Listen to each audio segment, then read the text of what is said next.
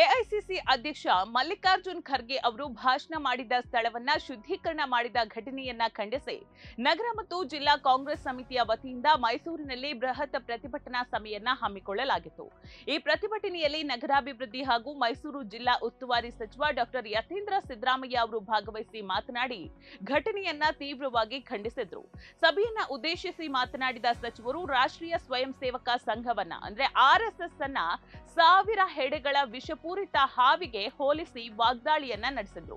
ಸಂವಿಧಾನದ ಮೂಲ ಆಶಯಗಳಿಗೆ ಧಕ್ಕೆ ತರುವಂತಹ ಶಕ್ತಿಗಳ ವಿರುದ್ಧ ಅವರು ವೇದಿಕೆಯಲ್ಲಿ ತೀವ್ರವಾಗಿ ಆಕ್ರೋಶವನ್ನ ವ್ಯಕ್ತಪಡಿಸಿದ್ರು. ಸಮಾಜಕ್ಕೆ ಆರ್ಎಸ್ಎಸ್ ನಿಂದ ದೊಡ್ಡ ಅಪಾಯ. ಆರ್ಎಸ್ಎಸ್ ಅನ್ನೋದು ಜಾತಿವಾದ, ಕೋಮುವಾದ ಹಾಗೂ ಮನುವಾದದ ವಿಷವನ್ನ ತುಂಬಿಕೊಂಡಿರುವ ಅಪಾಯಕಾರಿ ಶಕ್ತಿಯಾಗಿದೆ ಅಂತ ಡಾಕ್ಟರ್ ಯತೀಂದ್ರ ಅವರು ಬಣ್ಣಿಸಿದ್ರು. ಸಮಾಜದ ಸ್ವಾಸ್ಥ್ಯವನ್ನ ಕದಡುವ ಈ ಶಕ್ತಿಯನ್ನ ಈಗಲೇ ನಿಯಂತ್ರಿಸದಿದ್ರೆ ಮುಂದಿನ ದಿನಗಳಲ್ಲಿ ಇಡೀ ಸಮಾಜ ನಾಶವಾಗಿ ದೇಶಕ್ಕೆ ದೊಡ್ಡ ಗಂಡಾಂತರ ಎದುರಾಗಲಿದೆ ಅಂತ ಎಚ್ಚರಿಕೆಯನ್ನ ಕೂಡ ಕೊಟ್ಟಿದ್ದಾರೆ. ಇನ್ನು ಕಾಂಗ್ರೆಸ್ ರಾಷ್ಟ್ರೀಯ ಅಧ್ಯಕ್ಷ ಮಲ್ಲಿಕಾರ್ಜುನ್ ಖರ್ಗೆ ಅವರಿಗೆ ಆಗಿರುವ ಅಪಮಾನವನ್ನ ಯಾವುದೇ ಕಾರಣಕ್ಕೂ ಕೂಡ ಸಹಿಸೋದಕ್ಕೆ ಸಾಧ್ಯ ಇಲ್ಲ ಅಂತ ಹೇಳಿದ್ದಾರೆ.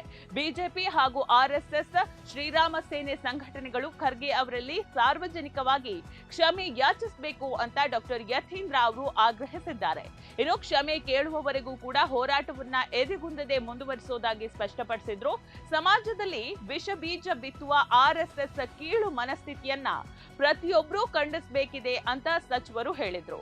ಸಂವಿಧಾನ ಹಾಗೂ ಪ್ರಜಾಪ್ರಭುತ್ವದಲ್ಲಿ ನಂಬಿಕೆ ಇರುವ ಪ್ರತಿಯೊಬ್ಬ ನಾಗರಿಕನು ಇಂತಹ ಕೃತ್ಯಗಳ ವಿರುದ್ಧ ಒಗ್ಗೂಡಿ ಪ್ರತಿಭಟಿಸಬೇಕು ಅಂತ ಸಾರ್ವಜನಿಕರಿಗೆ ಡಾಕ್ಟರ್ ಯತೀಂದ್ರ ಕರೆಯನ್ನ ನೀಡಿದ್ರು.